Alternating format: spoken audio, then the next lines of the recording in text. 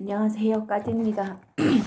오늘은 제가 이걸 찍으려고 계획을 했던 건 아닌데, 제가 지금 막 시장을 갔다 왔거든요. 근데, 읽고 있었던 책도 재밌긴 했지만, 또 시장에 이렇게 맛있는, 짜잔, 치즈를 구운 거예요.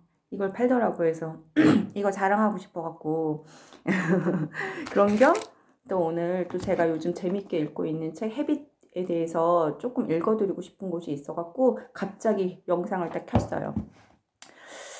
여기서 지금 제가 대충 이제 정리한 거는 아직 사실 다 못 읽었어요. 한 지금 반 정도 읽었거든요. 근데 이제 이 저자 웬디 우드가 하고 싶은 말은 그거 같아요. 우리가 어떤 일을 목표를 가지고선 할 때 의지력을 갖고 하잖아요. 뭐 나는 살을 빼겠다. 아니면 나는 담배를 끊겠다. 뭐 공부를 잘해서 뭐 전교 1등을 하겠다. 이런 어떤 목표를 가졌을 때 의지로 시작해서 가는 거는 그 목표까지 가는 거는 되게 힘들다는 거예요.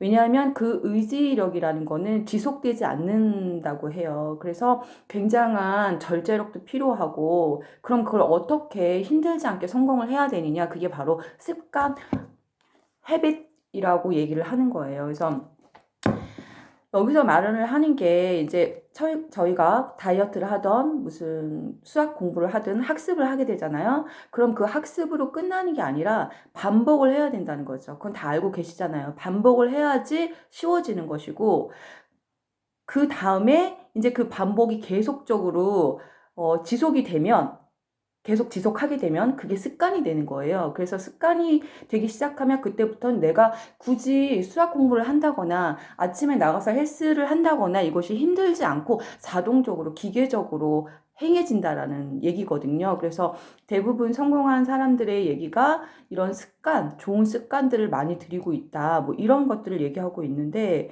그래서 의식적 자아를 우리가 생각하는 절제력, 욕구, 의지 이거라고 얘기하고, 비의식적 자아를 습관이라고 얘기하고 있어요. 그래서 어쨌든 우리가 어떤 일을 성취하기 위해서는 습관, 좋은 습관을 들여야 된다고 하는데 굉장히 쉽지 않잖아요. 그래서 여기서 얘기하는 담배 중독에 대한 얘기도 있고 챕터가 있는데, 저는 오늘 읽은 부분인데요. 그 습관을 이제 만들려면 첫 번째 과정이 있잖아요. 그 과정이 이제 지금 현재 처해 있는 상황을 재배열을 하라는 거예요. 상황을 재배열하라는 얘기는, 예를 들면 내가 담배를 끊고 싶다 하면은 그 집 근처에 담배 가게가 없어야 되고, 그리고 또 담배 규제를 하는 법도 강해져야 되고, 또 내가 그 유혹을 혼자서 참고 견딘다는 거 되게 힘든다는 거죠. 그래서 그 상황을 재배열한다는 얘기를, 그 상황을 내가 공부할 수 있는 분위기나 아니면 담배를 피지 못하는 분위기를 만들어야 된다는 거예요. 저 같은 경우는 담배는 피지 않아서 잘 이렇게 감이 오지 않는데, 저는 사실 그 와인이나 술을 되게 좋아하거든요. 그러면 이런 경우라는 거죠. 유튜브 영상을 보면서 막 그 와인이나 막 먹는 걸 보게 돼. 자꾸 그 환경에 접하게 돼. 그렇게 되면 나는 그 절제력이 아무리 의지를 강한 사람도 굉장히 힘들다는 거죠. 그러면 그거를 힘들지 않게 알코올을 섭취하지 않으려면 어떻게 해야 되느냐? 상황을 만들지 말라는 거예요. 뭐 유튜브를 보지 마라. 뭐 또 주위에 뭐 술집 있는 곳이 없어야 되고, 또 세금도 많아야 되고, 뭐 이런 얘기인 것 같은데, 제가 오늘 이제 되게 재밌게 읽었던 부분은 168쪽에 있는데, 여기는 이제 습관은 그럼 어떻게 일상에 뿌리 내리는가 이렇게 시작을 하면서 나온 부분인데, 이 얘기가 되게 좋았어요. 그럼에도 여전히 많은 사람이 상황의 힘이, 즉 상황의 힘이라는 건 이제 습관을 얘기하는 거거든요. 행동에 미치는 영향력을 경시한다, 가볍게 여긴다라는 얘기예요. 그 대신 어려운 상황에 맞서서 스스로에게 동기를 부여하고, 어려운 상황이라는 건 이제 내가 지금 막 살을 빼야 된다, 그런 상황이 있을 때 스스로 동기를 부여하고 자신을 제어하기 위해 힘겨운 싸움을 계속한다. 막 무조건 참잖아요.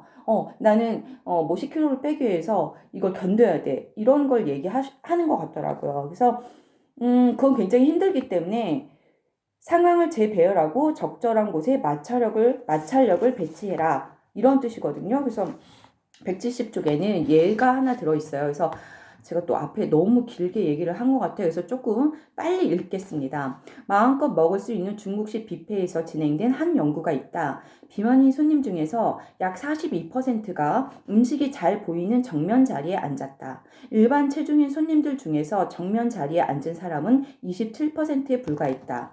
날씬한 손님 중 대다수는 음식과 멀리 떨어진 곳을 선택했다. 정상 체중 손님의 38%는 칸막이가 설치된 자리에 앉았다. 추가로 음식을 더 가져오기 위해서는 옆에 앉은 사람이 몸을 움직여야만 했다. 하지만 비만 손님 중에서 칸막이 자리에 앉은 비율은 16%였다.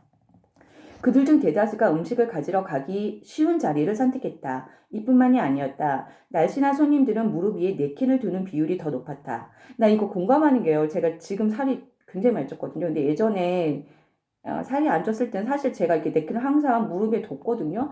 근데 요즘 그것도 귀찮고 레스토랑 가는 것도 싫더라고요.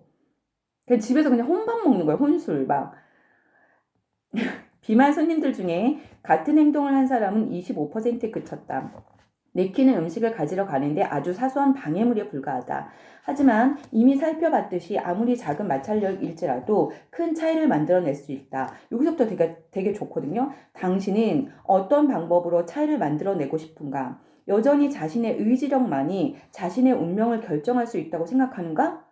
만약 그렇다면 습관 형성의 과학이나 상황에 숨은 심리적 힘 따위는 모두 집어 던지고 외부와 단절된 진공의 상태에서 오로지 내면에서 나오는 힘에 따라 행동하라고 믿으면 된다. 이게 어렵다는 얘기죠. 그러다가 실수를 하고 뒤처지는 순간이 오면 스스로 심한 자괴감 느낄 것이다. 아, 나 또 실패했어. 이거 있잖아요. 맨날 우리 느끼는 거 다이어트. 그나마 운이 좋다면 성공한 사람도 있잖아요. 즉 불굴의 투지로 목표를 달성하고 승자의 자리에 오른다면 여전히 저 밑바닥에서 힘겨운 싸움을 하는 타인을 바라보며 우월감을 느낄 것이다. 이게 괜찮은 이야기로 들리는가? 어떠세요? 이 이야기가 무척 익숙하게 들리지 않는가? 그러니까 실패하고 좌절하고 막 이런 거 반복하는 거. 우리는 훨씬 더 나은 길을 걸어갈 수 있다. 그 길이 바로 뭐냐면 당신이 인내와 끈기라는 골방에서 나올 수만 있다면 말이다. 그러니까 습관을 가지라는 얘기거든요. 그래서 오늘 너무 길게 얘기한 것 같아서 오늘은 여기까지 하고 저는 맛있는 요거를 먹도록 하겠습니다. 여러분 화이팅 하고요. 살 같이 빼요.